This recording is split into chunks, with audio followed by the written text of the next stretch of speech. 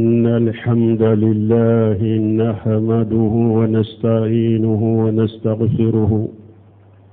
ونعوذ بالله من شرور أنفسنا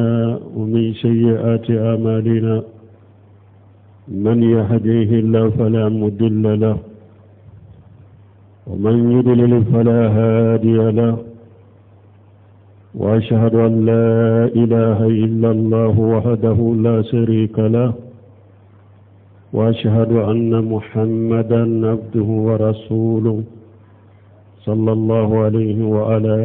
آله وأصحابه وسلم تسليما كثيرا. أما بعد، قال تعالى: لقد جاءكم الرسول من أنفسكم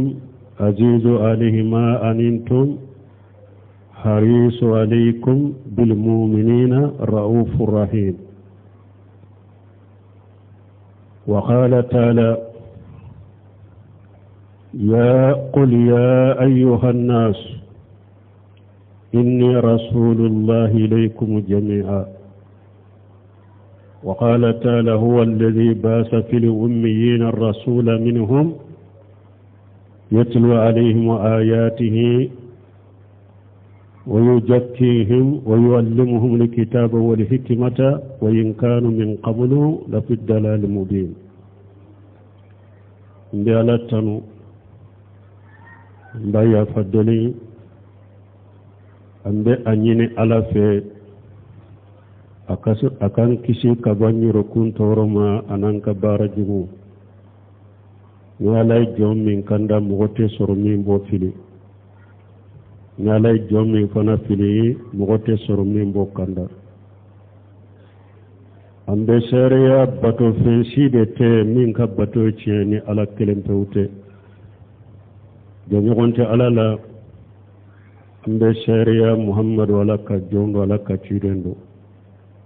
kisini nema baka anaka dunke wanaka sebo ala ku kisi min kacha kosobe no tamina ka bo balmau ala ya fu ka qur'ana bayin kono. laqad jaakum ar-rasul min anfusikum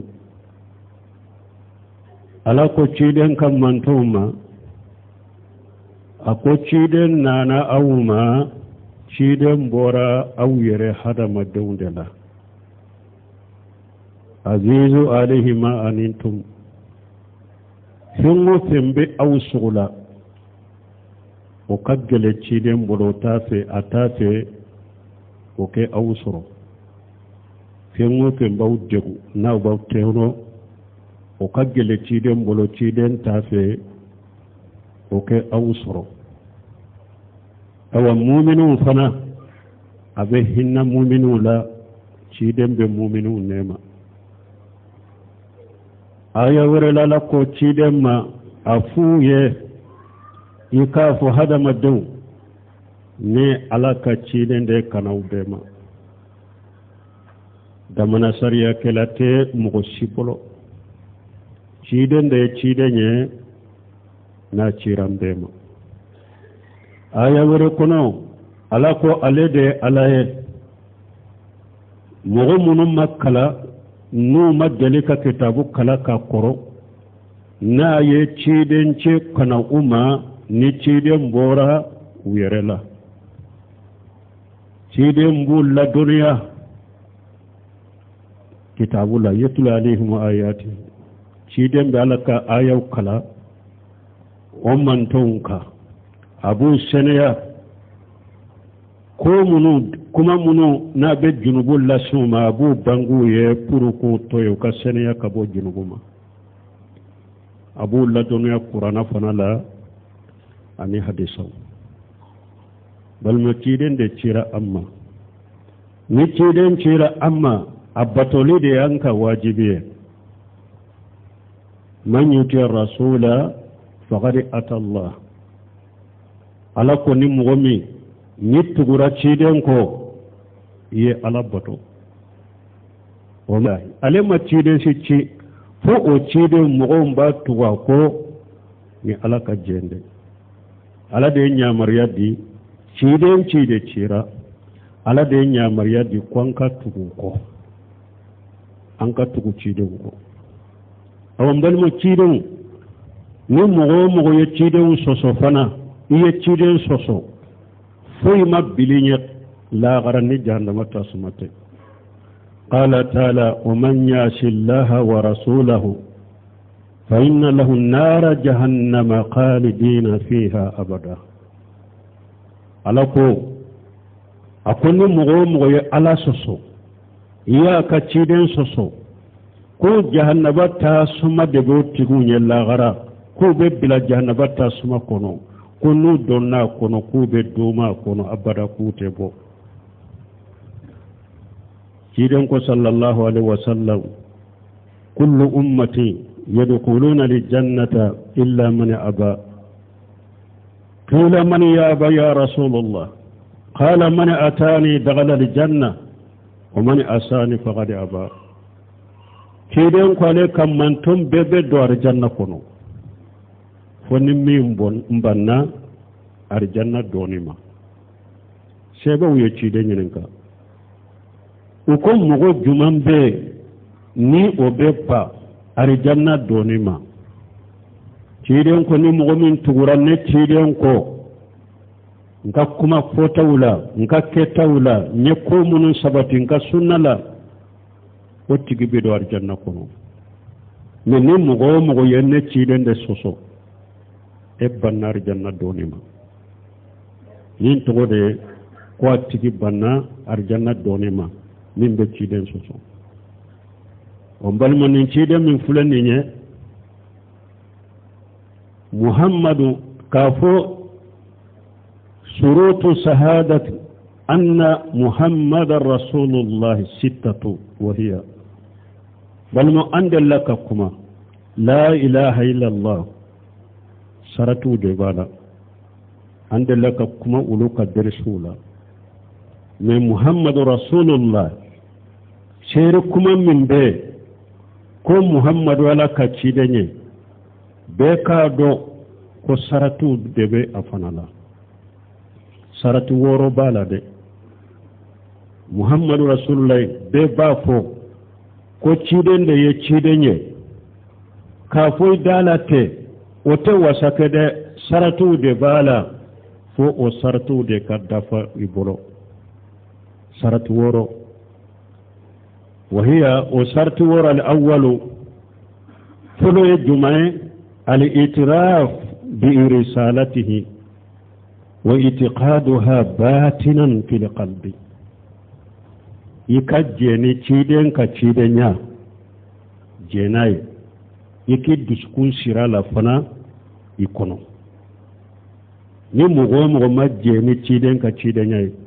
idduskun masiro la fana ciden ka ciden ya idduskun musiri ka siri wala muhammadu rasulullah min be edda ate foynya ima fallazina amanu bihi wa ajjaruhu ila akhir al-aya alakum mu'minun liman ne ciden ya nu ya deme kata aya laba fo ikas je ni ciden ka ciden yayi ikaso ni ciden ka ciden yayi kaso ma yiddusukun fana sirala min da ya foloye asani fulanna nutqu bi zalika wal itiraf bihi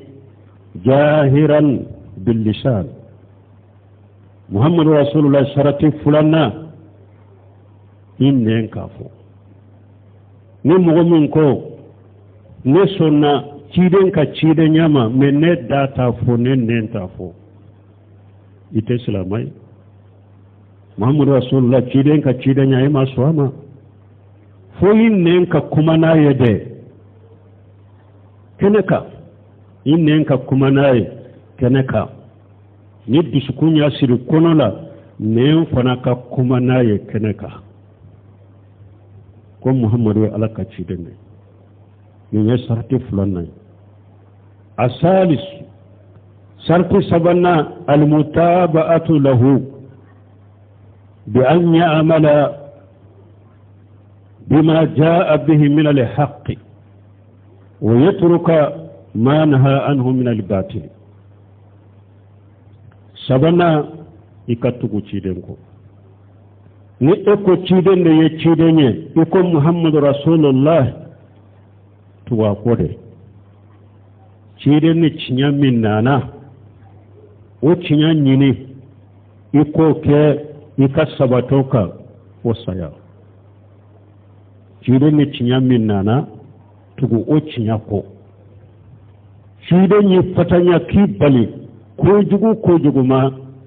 iko ye ko toye wama ataakum rasulu faquduhu wama nahakum anhu fantahu ala ko qur'ana kono ako ciiden yi min di awma akera jiya ka din fende akera sariya de ciiden yi min di awma ayomina ciiden ya fatanya ka bo min ayo toye wa qala ta'ala فليحذر الذين يخالفون عن أمره أن تصيبهم فتنة أو يصيبهم عذاب أليم على القرآن كنو أكون مغوكو يركو سيدا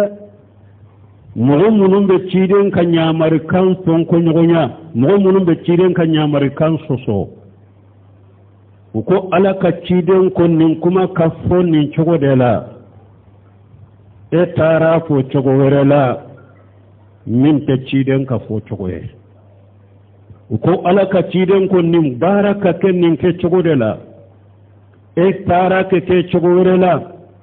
min ta ciden ka ke cogoye alako mugu munun be ni la halala ku yere kolo side masiba kana tu soro jiya kono ube la jaba kana tu soro la gara la jaba min diminendo ahmad ibn hanbal ko nin masiba e jumay ako mogo be ciden soso ima tubi imi janto yere la ala be mushrikiya ni munafiqa da bili duskun kono munafiqiya musibanyi ode munafiqiya ni mushrikiya o be bili duskun kono wala ni muhammad rasulullah asarati sabana de anka tugako ani cinya min nana anko ke ayan fatanya kabo ko jugumi ma an ka toye arabiu nanina tasdiquhu fima akhbara bihi min alquyub almadiyah walmustaqbilat nanina muhammad rasulullah sarati nanina ikaciden ciya tigiya ciden ko dogole fo ko dogole munun temena ni etudo tepe jiya sigira fo sisa ko dogole munun temena kana jiya sigila kana ciden ka wakatila aye ko dogole fo ikadda bela eye mindo ema mindo e hakili ye min famu e hakili ma famu dala awa fo kata jiya wuli fokatan sabati arjanna dun sabati arjanna kata jahannaba dun sabati jahannaba cidenye ko dogole fokata lagara fokata qiyama kene ka koka ikadda bela nuko hadisa koni de sahara ko cidenye ni fo ko dogole min temena de o ko dogole min baina o ni ciden koni de ya fo hadisa sabatirala e hakili ya famu e hakili ma famu awa jibre kay kalli munana ikachi yatiya ninde nani nay muhammadu rasuluka sartina lina الخامسة دورنا محبته أصد من محبة النفس من محبة النفس ولمال ولولد ولوالد والناس أجمعين دورنا كتيرن كانوا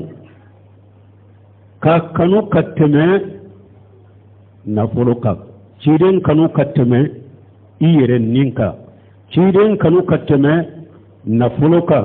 تيرن كانوا كتمه إدنكا تيرن كانوا كتمه إبانغ باوكا تيرن كانوا كتمه مغبكا ni Muhammad Rasulullah salti duruna de ciden ko sallallahu alaihi wasallam la yu'minu ahadukum hatta akuna habba ilayhi min nafsihi wa malihi wa waladihi wa walidihi wan nas ajma'in ciden ko dole kirin kalli man ya tace ka dafa bada foi kanne ciden kanu katume kunka ikin kanu katume kan nafuluka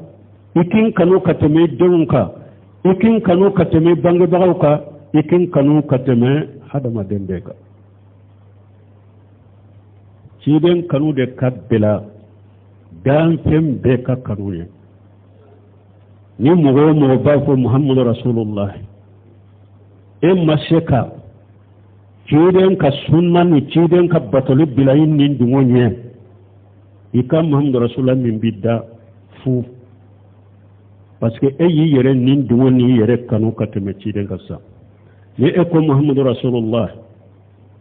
ciden yin kan yamar kando ani bi kan na fulo bara chogomi make kelenye desra ikan na fulo ni chogomi ibe kan na fulo ke chogomi ciden majenaye desra ko bila ka tugu ciden ka kewale na kuma ko yi kan na fulo kanu kateme ciden ga ika ciden ko min bi da fu falati ate foy na fayima idon bo chogola idon nindungo idon sela ciden ka sunna ni ciden ka tabulo bila unye ani bange bagaw ni mashe ka ciden ka sunna na ka tabulo na batolo bila bange bagaw fulatanye ka bange bagaw kanu ka teme ciden ga ika ciden kanu min bi da ika ciden ewa Muhammad Rasulullah min bi da te foy nya ima awa hada maden tobe be o chogola ciden kanu de bila hada madem de ka kanu nye no ko ciden kote de ciden ka sunna fule ciden ko ninde ka tete mugo si wore site no ka kuma ube ka kewale ube ka tabolo no go bila ciden nye ikano kanu ka teme ciden ga ninde turu na worona asadisatu تقديم قوله على قول كل أحد والأمل بسنته محمد رسول الله أسارة ورنا جمعية إيكا تشيدين كما بلا مغبك كما أو إيكا بارك نتشيدين كسنة صلى الله عليه وسلم إيكا نبارك نمغور الشيكا حكلنا أنا كتابلو كتشيدين كسنة ودي أتو تشيدينكو صلى الله عليه وسلم من رغب عن سنتي فليس مني أقول مغو نين تشيدينكا سنة بانجرا وكون نين تشيدينكا سنة نين تشيدينكا تابولي بنا أوما كمغو وريكا تابولوتا كمغو وريكا حكليناتا أقول إتي علي دوي إني علي تدي أباري لمبي ما يباري لمبا ما إنا علي تدي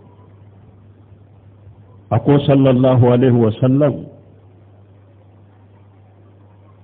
كل أمة يدخلون الجنة إلا من أبى قيل من يأبى يا رسول الله قال من أتاني دخل الجنة ومن أساني فقد أبى أقول بيبدو الجنة كنو فني مغمين برنا وكو جنب با الجنة دوني ما أقول مغمين تغرين كو يبدو الجنة يعني مغمين ينسوسو يبدو تاسما كنو يبنا الجنة دوني ما قال إمام الشافعي رحمه الله قد أجمع المسلمون على أن من استبانت له سنة رسول الله صلى الله عليه وسلم لم يكون له أن يداها لقول أحد كائن من كان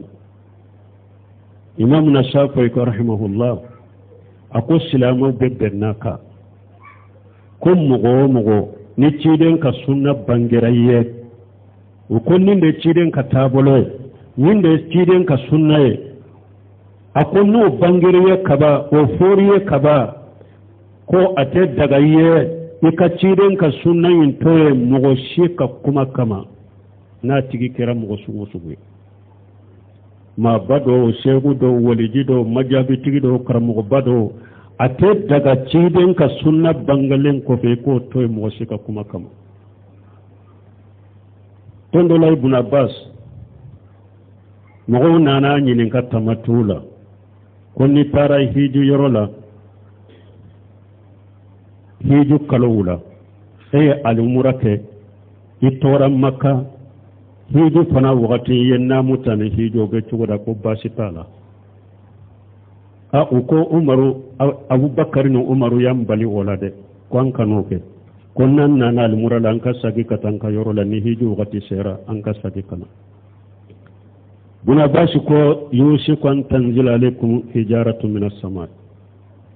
aqulu qala rasulullah sallallahu alaihi wasallam wa taquluna qala Abu Bakar wa qala Umar buna bashi ko ma ko akattali shisa ala be kaba kuru jigaw ka shisa kaw halaki kawla jaba mba fo ala ka ciden kote aw ba fo Abu Bakar kote ko Umar kote balma na ya soro ni cidon kuma yera yorome na ka sunna yera yorome Abubakar ka kuma te minaye Umaru ka kuma te minaye mo todo majalu tugo de ka kuma be mina ka ciden ta toy shego ni ma bawni karamo de ka kuma be mina ka ciden ta toya ka soro cidon de ya fuanye iqtadi billah jaini cidon yere da ya fuanye kon kan nin ce fulan la dege Abubakar na Umaru ni ambu la dege de ko ka kuma mina kwa ke wale mina ka baraka ni ciden ta ta yorome ni ciden ko ni ta be yorome Abubakar ta ta mina Umaru ta ta mina janko mo wore wala ninde Muhammadu Rasulullah sarati woro nay ninde balman ninde be chaman jebbi ni islamu ke la jebbi abekum ciden wore de bulu belu minte alaka ciden ko mi jamana nyere ba fo chogome ko beni ka tabulo ko beni ka famu ko beni ka hakilina ko tabulo kacha ko jamana mindo ko tabulo chama jamana de do balma uta do ko ni nyebalaw kuma yere de folo balaw kuma de ni nyefolo tabolo shima yiranna jiya kono ni ciden ka tabolo te wanna haja sirati mustaqima fattabi'uhu wa la tattabi'u subula fatafarraqa bikum an sabilihi ala ko qur'ana kono ako ciden ni shiram min nana de ani sariya min nana ko de ale ala ka sirati lelenye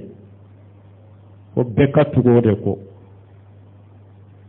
kana tugo shiram mi senu ko de nu baw fara ka bo ala ka siratirelema siram miseru nye munye uba fo munuma ko se wa tariqaw ko tabulu beni ka damana tabulu beni ka damana grupu beni ka damana to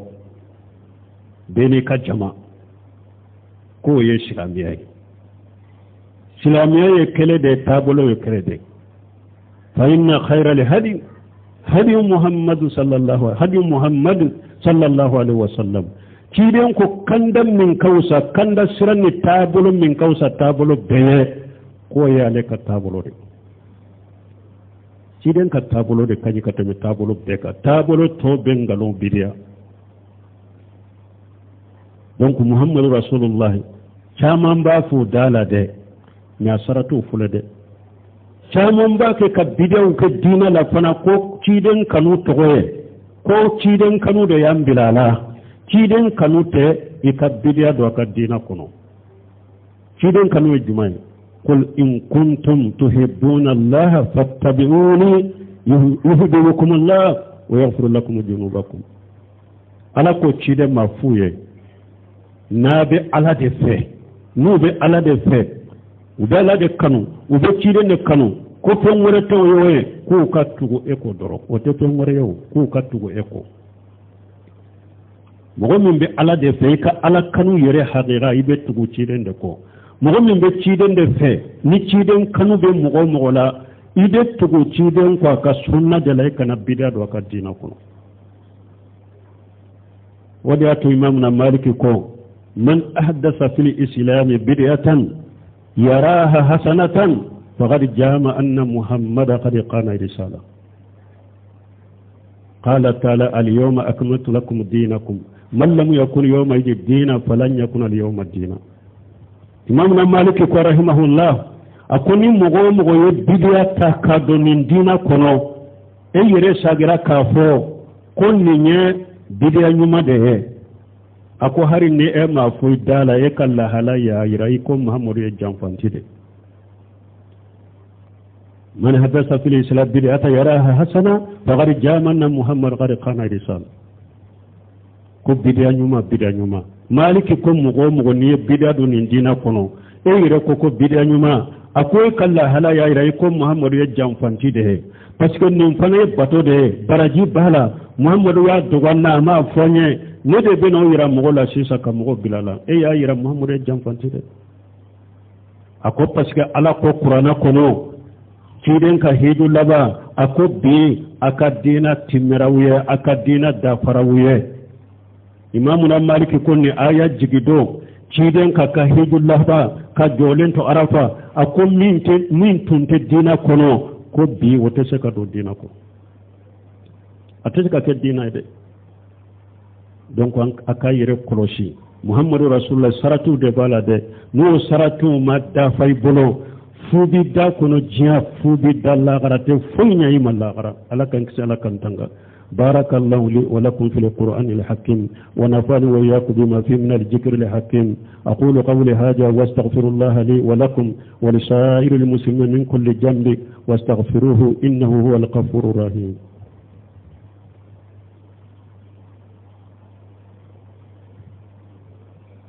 الحمد لله رب العالمين والصلاة والسلام على نبينا محمد وعلى آله وأصحابه